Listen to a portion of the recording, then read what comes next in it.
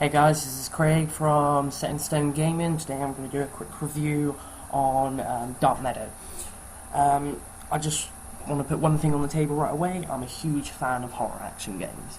The game starts off in a full-on creepy mode. You wake up in an abandoned, dilapidated hospital with no idea who you are or how you got there. No backstory, nothing. You just find yourself in a nursery, which makes it even more creepy in my opinion. With a strange man in a wheelchair talking to you. His voice is both psychotic and oddly calming at the same time, which sets the mood perfectly. The man warns you of creatures dwelling within the halls and makes mentions of a witch, before quickly rolling away, never to be seen again. Well, I haven't seen him since anyway. From this point forward, this man plays as a narrator of sorts, using the hospital intercom system to speak to you.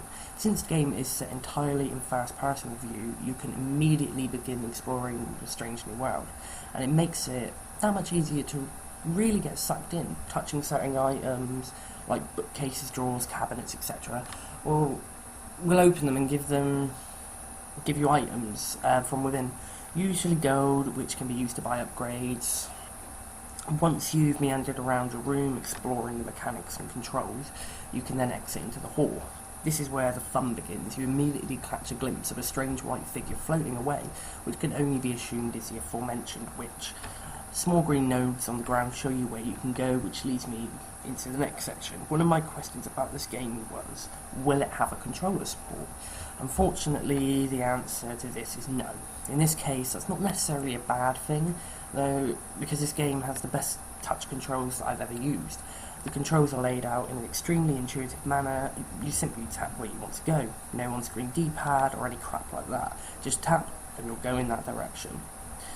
To look around, you just drag your finger around the screen. When it comes to battle, the controls are equally intuitive. You have two different weapons, a crossbow for ranged attacks and a chip, sword, sharp thingy-mabob for melee attacks, which, when a creature spawns in front of you, the crossbow automatically comes out and you tap the spiral icon to aim and release to fire. The mechanics here could be very frustrating, as with many other games, but they're not at all. Aiming with the crossbow works exactly as it should. Have you played Fruit Ninja? If so, you're already ready to handle melee attacks. Well, basically, anyway. There are arrows on either side of the screen that lets you dodge the creature's attacks and you swipe to attack, which is where the Fruit Ninja expertise comes into play. It works quite well, just make sure to dodge in the appropriate direction. The textures are much more rich and vibrant on a Tegra 3 device. The environment really comes to life thanks to the NVIDIA 4+1 architecture, which is 4 regular cores and 1 battery-saving efficiency core. These added elements make the game that much more realistic feeling and really shows the age of the abandonment of the hospital.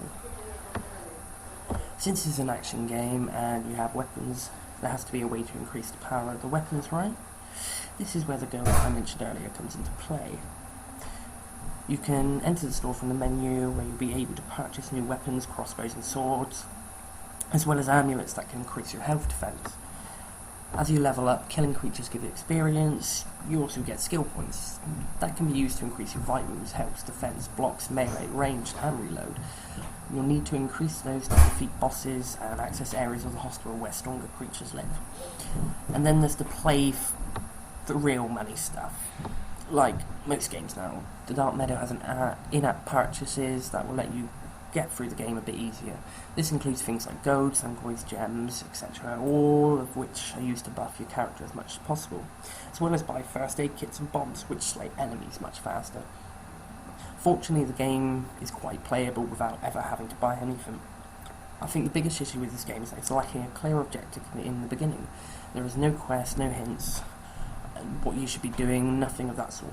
I figure that you're supposed to walk around exploring rooms and battling creatures until you're strong enough to handle the boss battles, the first of which is the mysterious White Witch from the very beginning sequence, and make your way into other areas of the hospital. I'm not necessarily saying that's a bad thing per se, just slightly confusing. I actually enjoyed the freedom of walking around and discovering new artifacts in the game, as well as battling the random creepy creatures and listening to the crazy old man banter. After spending a couple of days playing the Dark Meadow, I can honestly say that it has lived up to my expectations in many ways and surpassed them in others. It's creepy, mysterious and fun to play. The touch controls are outstanding and an absolute pleasure to use. and it is challenging enough to keep me going with enough mystery to keep me hooked. Now, if you'll excuse me, I have to go kill that witch so I can see what's happening on the second floor of the hospital. This has been Craig from Set in Stone Gaming. Make sure to check out our Facebook, www.facebook.com/setinstonegaming. Cheers!